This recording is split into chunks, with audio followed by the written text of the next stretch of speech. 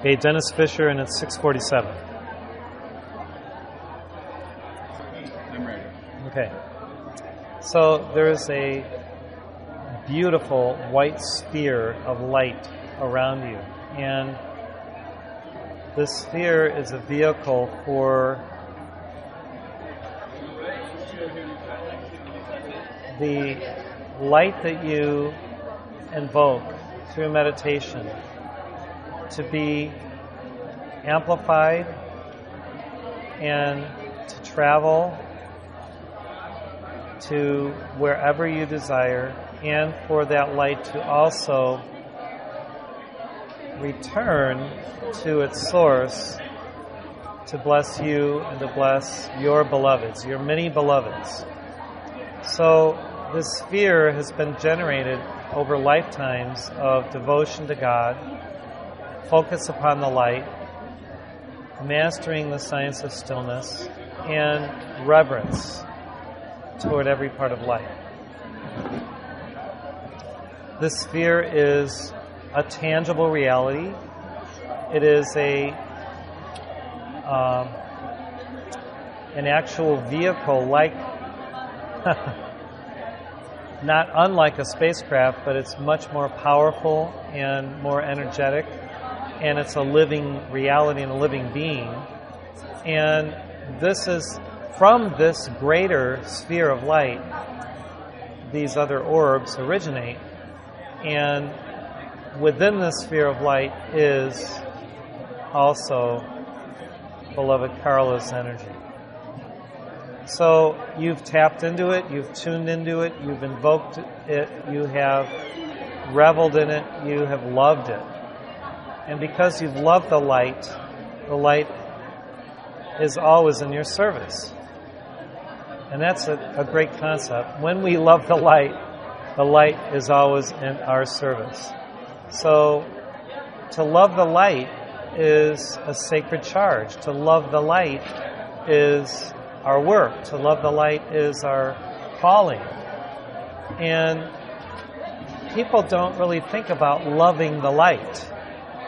You have learned the science of loving the light because you love to be in the light, you love to bask in the light, you love light itself.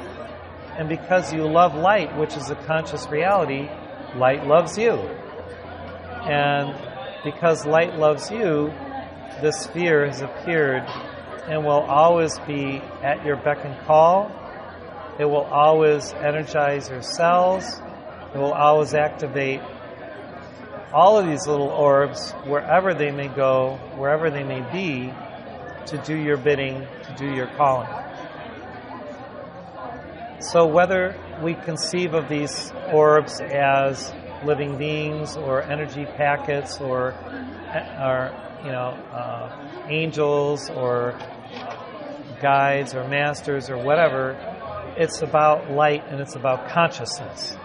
And light has consciousness. Light has an energy field. Light has a reality.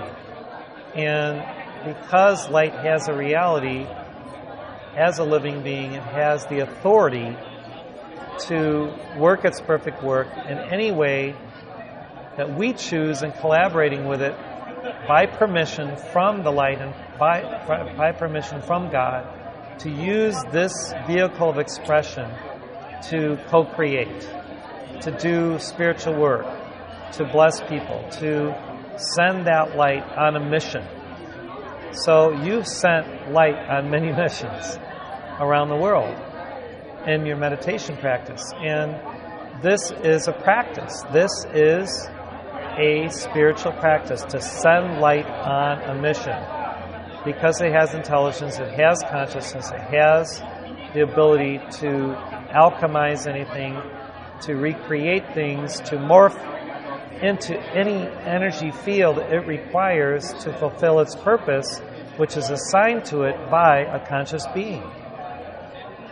Light garners spiritual substance from the etheric and deposits that spiritual energy as actual substance of an ethereal nature to fulfill its directed purpose by a conscious being, an initiate upon earth. So this is one of the teachings of the solar sciences of light, that light is a living being and it follows the impulses of the directed consciousness of the individual who calls upon it and uses it as a vehicle for the expression of God's love, God's virtues. Now that you have this sphere of light, which is very large, larger than your aura, it has more power to do work for God through you, for the Great White Brotherhood, anywhere, everywhere you choose to so associate with it and to activate it. And this is your assignment. If you choose this mission possible, if you choose to accept this mission, it is to use this cosmic orb of light to do alchemical works 24/7 and to give it many, many, many assignments, because the more it is active and busy, the happier this light is. Isn't that amazing? So, and the happier you will be, because every time the light flashes forth and does some mission and performs an alchemical work, the happier is the individual for whom it is serving, whom it is serving. Why? Why is that? Because there is an immediate transmission of the joy of the fulfillment of a purpose and a mission, both to within that light itself and around where it works, and to the one who has sent it forth by command in the I Am name, because that is the dynamic that occurs. There's an instantaneous communication back to the source. It's like, a scout going out on a mission and reporting back by walkie-talkie or radio or whatever. And so the light transmits back to the initiator, the sender, mission accomplished. And then, wow, there's this victory signal that's transmitted. So God expects many, many victories through your use of light to grace the earth with the beauty, the harmony, the peace of your being in association with light, to bring heaven upon earth, to bring the divine into our plane, to illumine the world, to cherish every life form, and to bring each individual to their self-realization.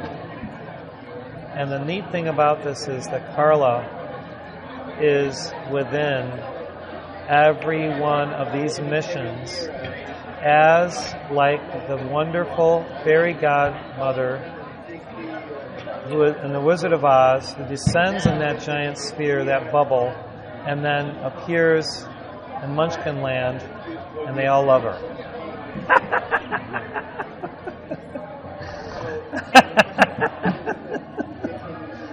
And you should see her garments and her wand.